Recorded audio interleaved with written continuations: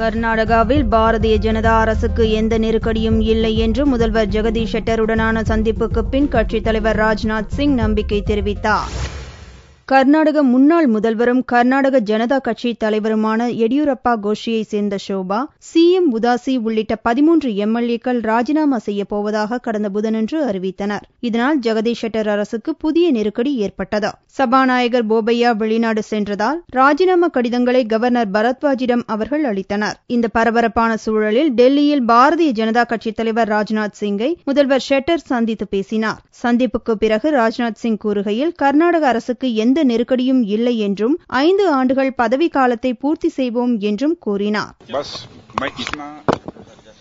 Full confidence के साथ कह सकता हूं कि हमारी कर्नाटक गवर्नमेंट के सामने किसी प्रकार की कोई क्राइसिस नहीं है.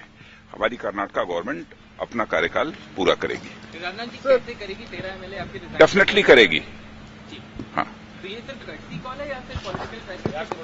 नहीं, बस ये केवल कर्टसी विजिट है.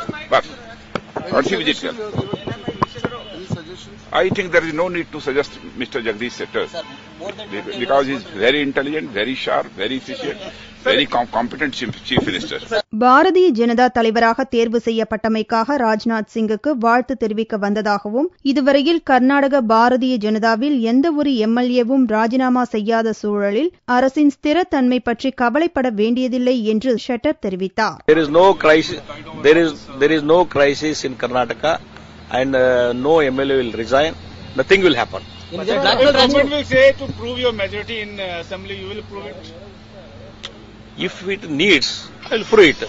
Nothing to worry. கர்நாடகாவில் 225 எம்எல்ஏக்களை கொண்ட சட்டசபையில் பாரதிய ஜனதாவின் பலம் 119 உள்ளது. 13 எம்எல்ஏக்கள் பதவி விலகினால் மெஜாரிட்டியை அரசு இழக்கும் என்ற சூழ்நிலையில் கட்சி விரோத செயல்பாடுகளில் ஈடுபட்டதாக அந்த 13 எம்எல்ஏக்களையும் தகுதி நீக்கம் செய்ய வேண்டுமென சபாநாயகர் போபையாவிடம் பாரதிய ஜனதா எம்எல்ஏக்கள் கோரிக்கை மனு அளித்துள்ளனர். ஏற்கனவே கவர்னரிடம் ராஜினாமா கடிதம் கொடுத்துள்ள 13 எம்எல்ஏக்கள் சபாநாயகரை சந்தித்து தங்களின் கடிதம் கொடுப்பதை செவ்வாய்க்கிழமைக்கு ஒத்திவைத்துள்ளனர்.